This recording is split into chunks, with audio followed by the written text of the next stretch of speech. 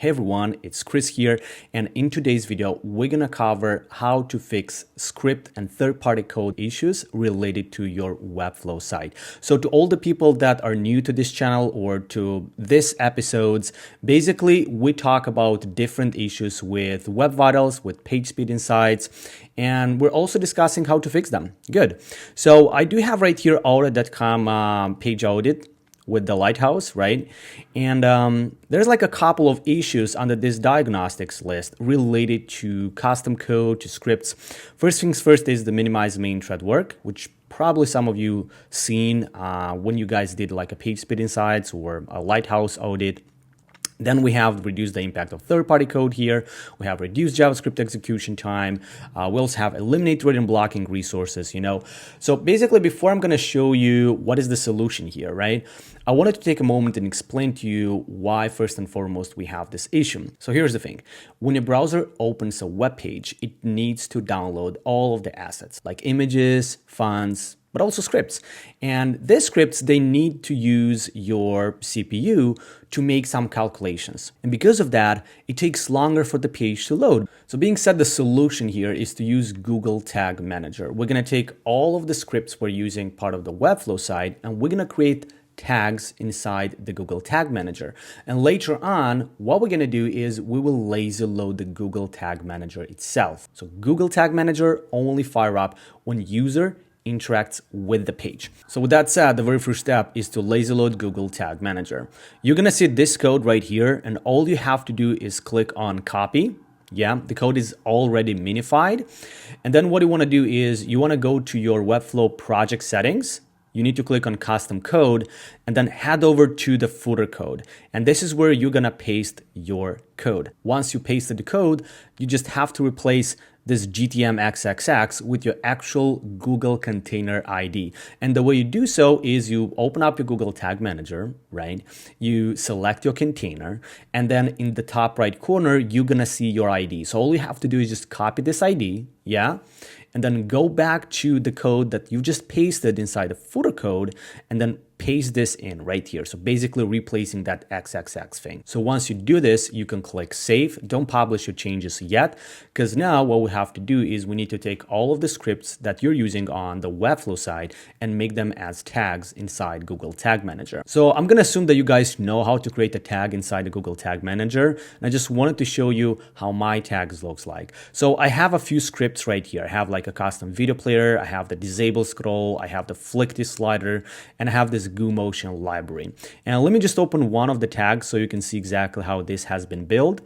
So basically, when you do create a new tag, you select custom HTML, right? You add the name, and then inside this HTML box, you just paste your script. What I would recommend you doing is group your scripts based on their features and functionalities. So for me, this is like an animation library, and I know that I need, let's say, the GSAP, then I need the scroll trigger plugin, and I also need like this bundle right here. So make sure like that you properly group the scripts based on what they do, because that's gonna make things a lot easier for you on the long run. And now finally, of course, for the triggering, I just select all pages. I don't actually really care on which specific page I need to run this script, unless you know specifically that you need to run a script on a specific page. In that case, you would use something that is called expressions. You can find more about expressions if you go on the YouTube and type Google Tag Manager URL expressions, and then you'll see exactly how to trigger specific scripts or how to trigger tags on specific pages. So I hope this does make sense. Let me exit this out. So now, basically your tag manager acts as a bucket for all of your scripts. You can see that we have neatly arranged all of the scripts as tags, so they're way more organized right now. Once you added all of your scripts, just hit submit and publish your changes. Now, before we're gonna move to the very last step, I wanted to point out one important note. Google Tag Manager script compiler does not work with ES6 syntax, right? So please ask your developers to modify your scripts so they work with ES5 syntax. That is important because Google Tag Manager wanna make sure that your code runs even on older browsers. So I hope this does make sense. And of course, don't forget to minify the code, right? In the Notion page, you're gonna see right here, yeah, you're gonna see the link to this minifier tool, which looks like this. So all you have to do is just take your long script. So I have a script example here. Then you paste it inside the input JavaScript and you click on minify, yeah? And then you're gonna get the output minified JavaScript. So you just copy this, yeah? Then you go back to your Google Tag Manager, and let me show you one example with this one, custom video player. And then you just put right here inside a new script tag, you put inside this minified code. It's important to minify because Google will not minify the code for you, right? Webflow will also not minify custom code for you. So you have to manually minify your code. So browser just take one line to read your code instead of like 20 plus lines. So I hope this does make sense, guys.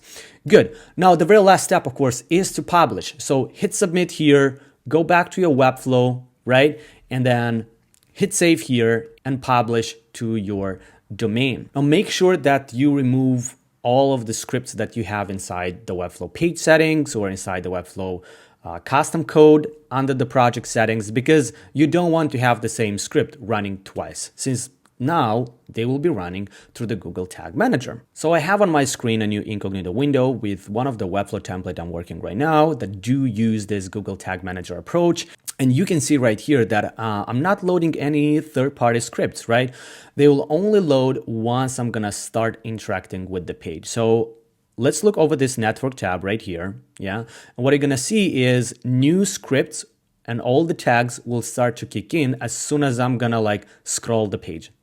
Boom, you can see that now I have all of the scripts. They're right here. So I have the Flickety, I have Clear, I have Lozad, GooBundle, like everything goes right here, which is good because initially the scripts won't be loaded. Initially, the Google Tag Manager will not fire up. It will only fire up when I hover the page, when I touch it with my fingers, or when I start scrolling, okay?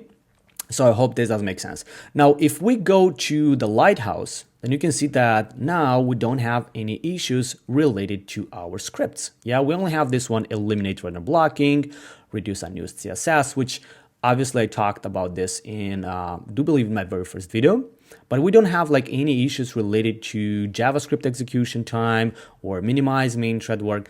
Everything now is fully fixed. I wanted to address a couple of questions that you might have. So the number one question is this the only solutions to fix the issue? No, obviously it's not the only solution. What you can do is you can still use scripts inside your page settings, but add the defer or async attributes to your script tag, right? But keep in mind that this solution, while it might work by delaying the loading of your scripts, the script file, so the GS file, will still be loaded, right? With this approach, with lazy loading Google Tag Manager, we only load the Tag Manager and the tags inside when user starts interacting with the page, right? So I hope this does make sense. And the second question is, what if I'm using any analytics or heat map tools with my Google Tag Manager? Will this impact my metrics? So here's the thing, this will not impact your metrics. In fact, I do believe that you need to get analytics inside only when someone starts interacting with the page. But if you do have analytics tool that need to be loaded with the page, then definitely take them outside the Google Tag Manager, okay? So the only thing with this script is the Google Tag Manager and Google Analytics debug view won't work if you don't interact with the page. So if you want like to debug a specific custom event you created, then first you'll have to interact with the page, and then you'll have to go back to your debug view inside Google Analytics or Tag Manager, and then you're gonna be able to see that custom event. So I hope this does make sense. So being said, guys, that was everything. If you're gonna have any questions, I guess YouTube comment section below is your best friend. Have a nice day.